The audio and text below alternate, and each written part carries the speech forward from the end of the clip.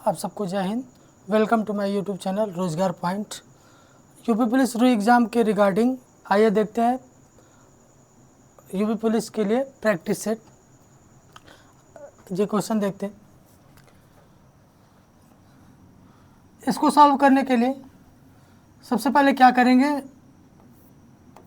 दशमलव की जगह एक लिख दिए। दशमलव के बाद कितनी संख्या, एक संख्या, तो एक जीरो बढ़ा दिए। यहाँ पे दशमलव की जगह एक, दशमलव के बाद कितनी संख्या, दो संख्या है। यहाँ पे दशमलव की जगह एक लिख देंगे, दशमलव के बाद कितनी संख्या है, तीन संख्या, दो संख्या है, कट गया। चार तिया 12, 12 बरे 144, 144 हो गया। नीचे कितना जीरो है, 1 2 3 4, 4 जीरो है। अब देखिए जब 4 जीरो है तो इस संख्या को भी 4 बनाना पड़ेगा। 4 बनाने के लिए यहाँ पे क्या करेंगे, जीरो बढ़ा देंगे, उसके बाद दशमलव लगा देंगे, तो 0.0144 आंसर। सी ऑप्शन सही है, 0.0144 आंसर इसका।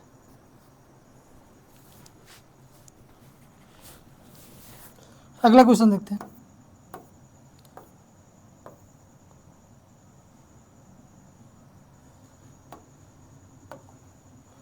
यहाँ पे बोल रहे हैं उन जोड़ियों की संख्या के बारे में जिनका एचसीएफ 15 है और एलसीएम 138 है। इस निश्चित रूप से कह सकते हैं कि इसके बारे में बताना है। थोड़ा सा इसके बारे में ब्रीफ कर देते हैं। ये एचसीएफ 15 दिया, एलसीएम 138 दिया हुआ। अगर एचसीएफ दो जोड़ियों की संख्या के बारे में बताना है तो जब एचसीएफ दिया हुआ तो हम ये मान सकते हैं कि पहली संख्या क्या है, 15x, और दूसरी संख्या क्या है, 15y। पहली संख्या 15x, दूसरी संख्या 15y। अब हमको क्या ज्ञात करना, अगर एलसीएम ज्ञात करना हो, ठीक है। अब हमको क्या करना है, इस संख्या के बारे में पता करना है। तो हमको फार्मूला मालूम है, first number into second number, यानी पहली संख्या इंटू दूसरी संख्या बराबर एलसीएम इंटू एचसीएफ। तो पहली संख्या कितनी है, 15x, दूसरी संख्या 15y, एलसीएम कितना है 15, ये 138, 138। तो 15 से 15 कैंसिल, एक्स वाई की वैल्यू 138/15।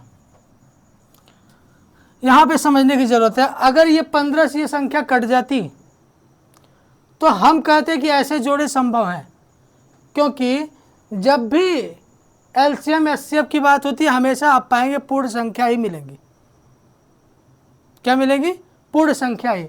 यहाँ पे जब डिवाइड कर रहे हैं तो ये कट नहीं रही है, तो यानी कि ये जोड़ा सही नहीं है। ऐसा कोई जोड़ा नहीं है जिसका एलसीएम 138 हो और उसका एचसीएफ 15 हो। अगर ये कट जाते तो कितने जोड़े हो सकते थे ये हम लोग ज्ञात कर सकते थे, लेकिन अगर ये कट नहीं रहा, इसी वजह से ये जोड़े संभव नहीं है। तो ऐसी कोई जोड़ा मौजूद नहीं है। कट जाते तो उसके संभव हो सकते थे, कितने जोड़े बनते हैं वो हम लोग निकाल सकते थे। अगला क्वेश्चन देखते हैं। अगला क्वेश्चन सॉल्व करिए। यदि 851 को इस अनुपात में 3 भागों में विभाजित किया जाए तो पहला भाग है, तो सबसे पहले इसको कैसे सॉल्व करना है ये देख लीजिए।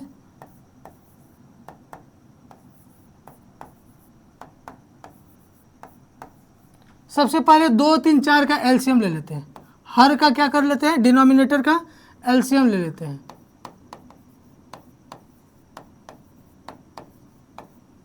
इनका एलसीएम ले लेंगे, कितना आएगा 12।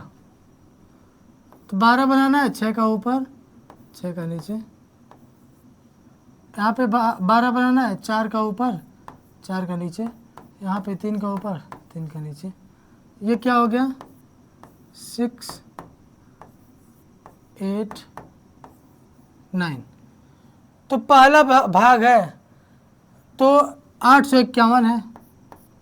इसी को इसी को बांटना है किस अनुपात में, 6, 8 और 9 में। तो ये 851 का मान कितना होगा, 8 से 14 9 23।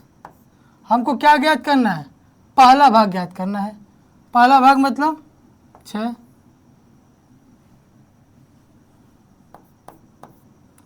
23 से क्या ज्ञात करेंगे,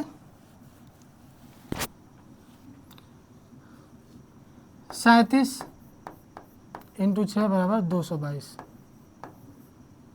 आंसर डी। अगला क्वेश्चन देखते हैं।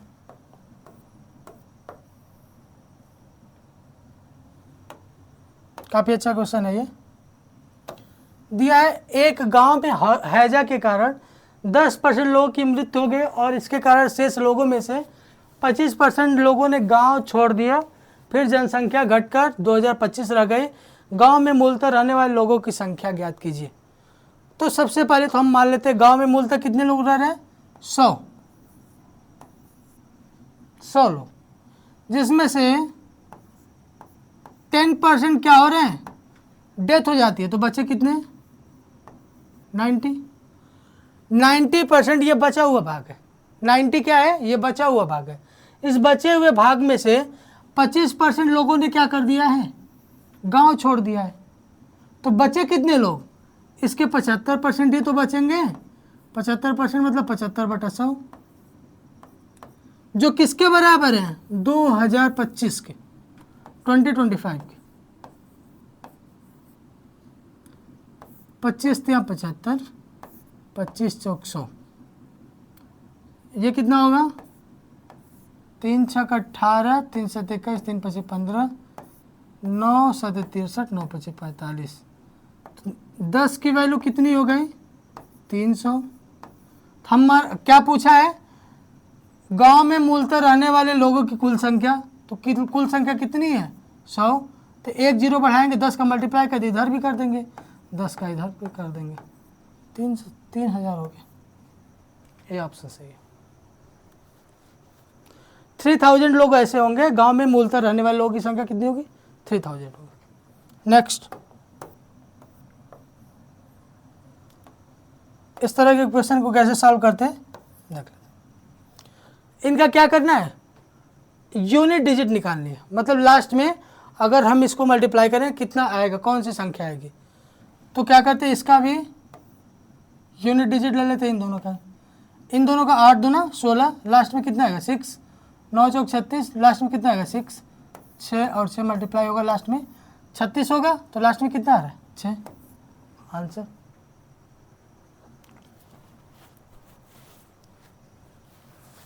अगला देखते हैं।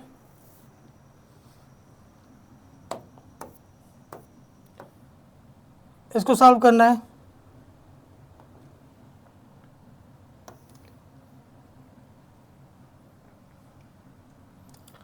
देखिए सबसे पहले क्या करते हैं, जो डिवीजन दिया हुआ उसको सॉल्व करते हैं।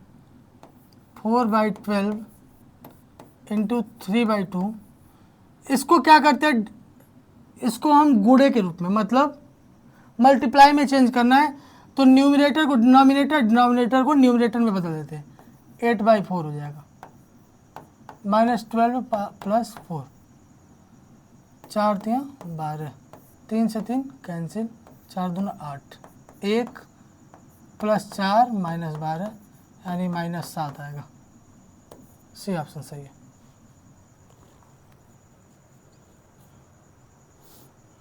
अगला क्वेश्चन देखते हैं।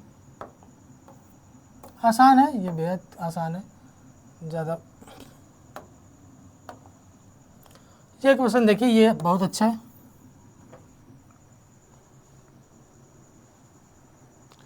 देखिए पी, क्यू और आर प्रत्येक 20,000 का निवेश करके एक व्यवसाय शुरू करते हैं। 5 महीने के बाद पी ने 5,000 निकाले, क्यू ने 4,000 निकाले और आर ने 6,000 का अतिरिक्त निवेश किया। वर्ष के अंत में कुल लाभ 34,950 रुपये है, पी का हिस्सा है। देखिए यहाँ पे क्या हो रहा है, हर जगह 1,000 रुपये, मतलब 3 0 है, 3 0 है, इधर भी 3 0 इधर भी। तो इन 3 0 का लफड़ा खत्म करते हैं, इनको नहीं लिखेंगे। क्वेश्चन कैसे सॉल्व होता है, पी क्यू आर, ये पी क्यू आर 20,000 निवेश करते, 3 जीरो हटा दिए, 20 कितने महीने के लिए, पी 5 महीने के बाद 5,000 निकाल लिया, मतलब बचा कितना, 15,000 बचा, कितने महीने के लिए, 7 महीने के लिए। क्यू भी क्या किया था, 20,000 5 महीने के लिए था, और उसके बाद क्या किया, क्यू ने 4,000 निकाल लिया, बचा कितना, 16,000 7 महीने के लिए। ये भी 5 महीने के लिए, प्लस आर ने 6,000 का अतिरिक्त निवेश किया, तो कितना हो गया, 26,000। तो ये कितना हो गया, 205, 100, 212, 100, 6 7 42, 7 दूना 14, 4 18, 282। तो जो कुल लाभ है उनके निवेश के अनुपात में, मतलब जो इन्वेस्ट किया उसी के अनुपात में लाभ भी बढ़ता है। तो ये 34,950 जो है, 5 4 9, 8 1 9 6। अब किसका पूछा है, पी का हिस्सा पूछा, पी का हिस्सा 205। इसको सॉल्व करेंगे, ये शायद 50 बार में कटेगा, 5 6 30, 50 बार में 0 10 250, ये आंसर होगा। आप यहाँ पे एक स्टेप और कम कर सकते हैं, यहाँ पे 15 और 7 है, यहाँ पे 16 7 या 26 7 है, इसको ऑलरेडी लिख लीजिए, सब में जोड़ दीजिए। अगला क्वेश्चन देखते हैं।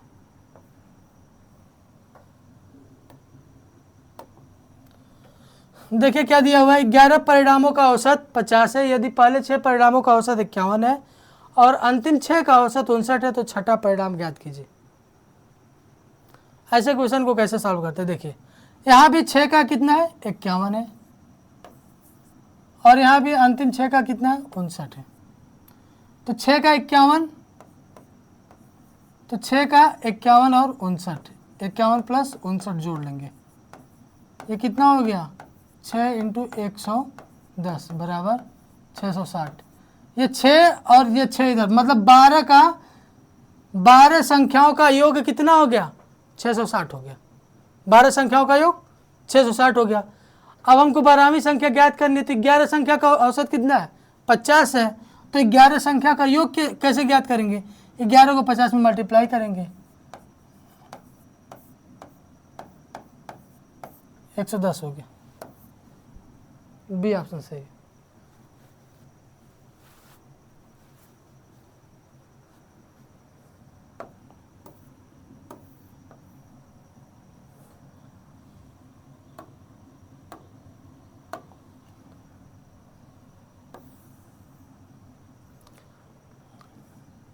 अगला क्वेश्चन देखिए, दीप्तेश और तुषार अलग अलग कार्य करते हुए एक कार्य को क्रमशः 9 और 12 दिनों में पूरा कर सकते हैं। दीप्तेश से प्रारंभ करके यदि वे बारी बारी से एक एक दिन कार्य करते हैं तो कार्य कितने दिनों में पूरा हो जाएगा। इस तरह के क्वेश्चन को कैसे करते हैं, यह दीप्तेश हो गया, ये कार्य को 9 दिनों में, तुषार कार्य को 12 दिनों में। एलसीएम ले लेंगे, 36, 9 चौक 36, 12 13 36। क्या कर रहा है कि यानी कि ये 7 काम कितने दिन में कर रहे हैं, 2 दिन में, 2 डेज में। कैसे, यदि ये बारी बारी एक दिन कार्य करते तो कार्य कितने, दीप्तेश पहले प्रारंभ करता है, मतलब एक दिन दीप्तेश करेगा और एक दिन तुषार करेगा। तो दीप्तेश करेगा एक दिन में 4 काम, तुषार करेगा एक दिन में 3 काम। तो पहले दिन दीप्तेश, दूसरे दिन तुषार, तो 2 दिन का काम कितना हो गया, 7, 4 और 3 7 काम हो गया। अब हम क्या करते हैं, 7 को इसके नज़दीक के संख्या में लेके आते हैं, ऐसी संख्या से मल्टीप्लाई करें जो 36 से कम हो, 36 से ज़्यादा ना हो, ना तो उसके बराबर हो। तो 35 आ रहा है, तो यहाँ पे 5 का मल्टीप्लाई कर देंगे, 35, तो इधर भी 5 का मल्टीप्लाई कर दो, तो 10 डेज होगा। टोटल काम 36 है, जिसमें से 35 काम हो गया कितने दिन में? 10 दिन में। बचा क्या? एक काम बचा। अब ये एक काम करेगा कौन? देखिए हमेशा विषम दिन में कौन आ रहा है? दिप्तेश आएगा। कैसे? पहले दिन कौन आ रहा है? दिप्तेश, क्योंकि शुरुआत कौन कर रहा है? दिप्तेश। तीसरे दिन कौन आएगा? दिप्तेश। पाँचवें दिन दिप्तेश आएगा। 7वें दिन, 9वें दिन, 11वें दिन भी कौन आएगा? दिप्तेश ही आएगा। तो दिप्तेश एक काम बचा है और उसकी क्षमता कितनी है? 4। तो 4 से भाग दे देंगे तो इतने दिन में एक काम कर लेगा। ठीक, 10 दिन इधर, 1/4 इधर, तो कितना हो गया? 41/4। इसको भाग देंगे, कितना होगा? 10 से 1/4, वही तो है। अगला क्वेश्चन देखते हैं।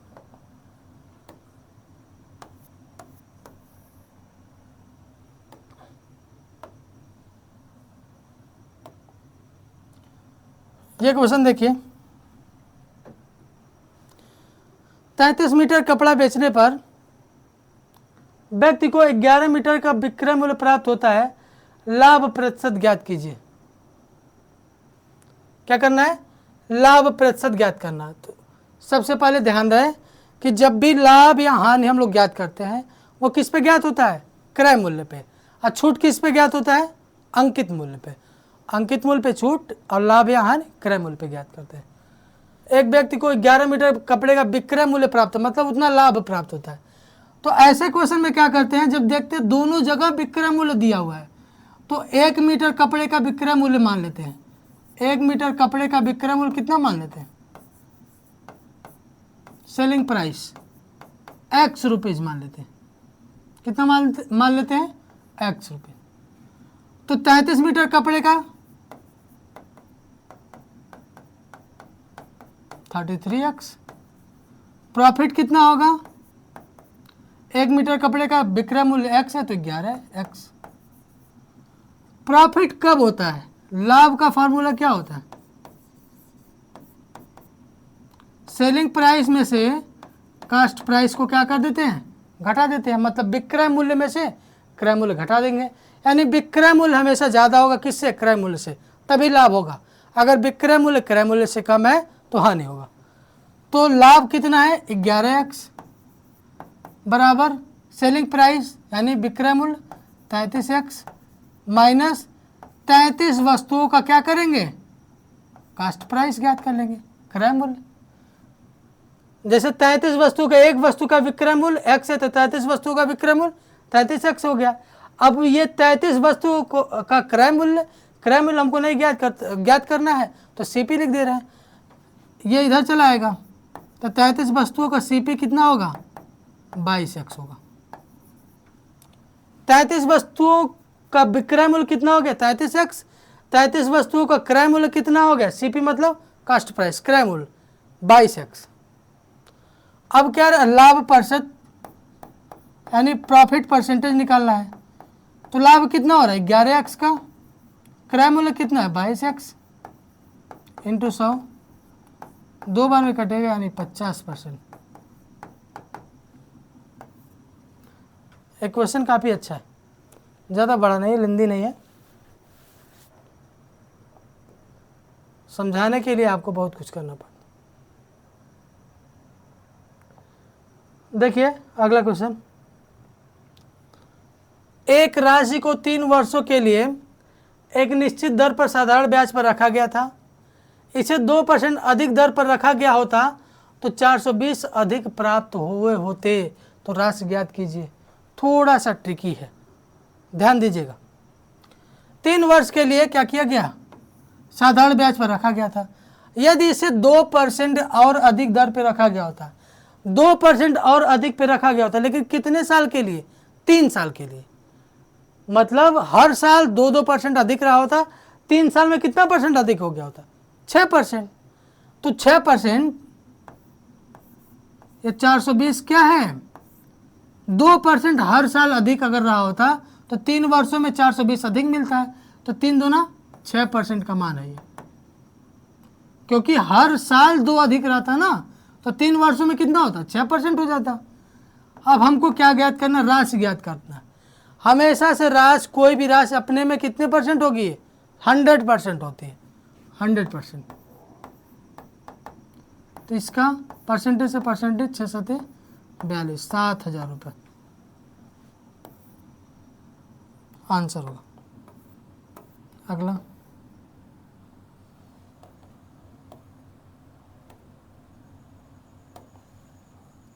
अगला क्वेश्चन देखिए, यदि वंदन 20 किलोमीटर प्रति घंटे की गति से दौड़ता है तो उसे 500 मीटर की दूरी तय करने में कितने मिनट लगेंगे?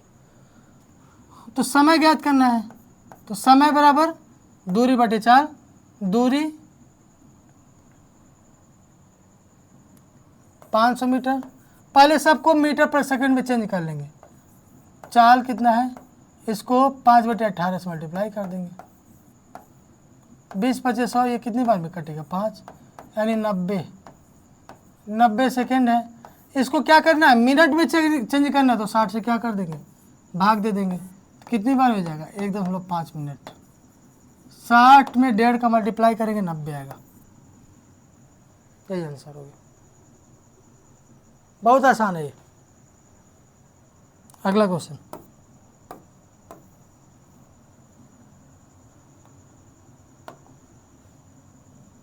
ये देखिए, 14वां पद ज्ञात करना। देखिए ये कितना कम हो रहा है? -4, -4, -4 कम हो। तो जब एक ही संख्या, समान संख्या घटे या बढ़े, समान संख्या ही आने वाले टर्म में घटे या बढ़े, तो वो समांतर श्रेणी होती है। तो समांतर श्रेणी का nवां पद, Tn, nवां पद is equal to A plus n-1 into D. प्रथम पद पदों की संख्या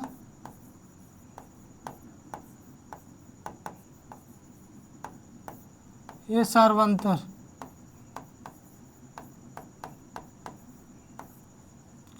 तो 14वां पद ज्ञात करना है।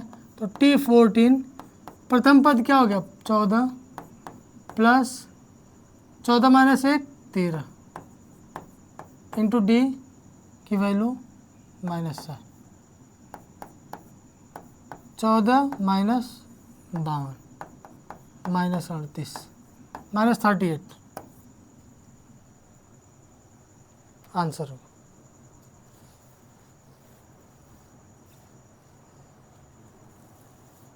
अगला देखिए,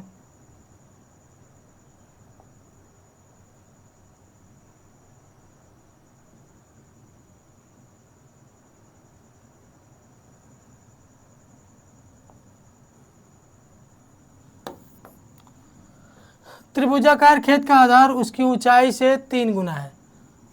यदि खेत की जुताई की लागत 24.68 प्रति 100 मीटर स्क्वायर के अनुसार इतना है, इतना खर्च है खेत की जुताई की लागत।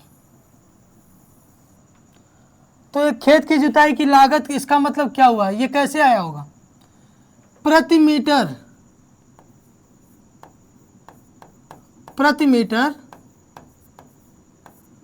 खर्च कितना लगेगा इनटू क्षेत्रफल। इसी से तो आया होगा ये।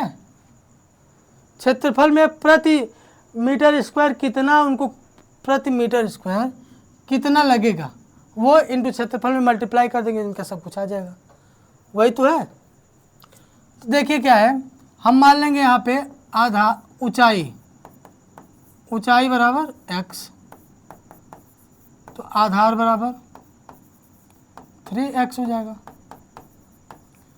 तो त्रिभुजाकार आयतक खेत का क्षेत्रफल क्या होता है? 1/2 आधार इंटू ऊंचाई। ये किसके बराबर होगा? ये क्षेत्रफल है। तो क्षेत्रफल कैसे निकलता? प्रति मीटर स्क्वायर खर्च इंटू क्षेत्रफल, जो किसके बराबर है? 333.18 के। तो प्रति मीटर स्क्वायर खर्च कितना होगा? 24.68, यानी 333 दशमलव बटे, ये नीचे इधर चला आएगा 24.68 बटे 100। 100 क्यों होगा? क्योंकि हमको प्रति मीटर स्क्वायर निकाला है, ये 100 मीटर स्क्वायर का है, तो 100 से भाग देंगे तो प्रति मीटर स्क्वायर निकल जाएगा। तो सॉल्व करेंगे जब इसको, तो एक्स स्क्वायर की वैल्यू 900 आएगी। तो एक्स की वैल्यू कितनी आएगी? 30। तो हमको क्या ज्ञात करना है? आधार ज्ञात करना है। तो आधार क्या होगा? 3 × 30 = 90 मीटर। यहाँ इसको सॉल्व कर लीजिएगा।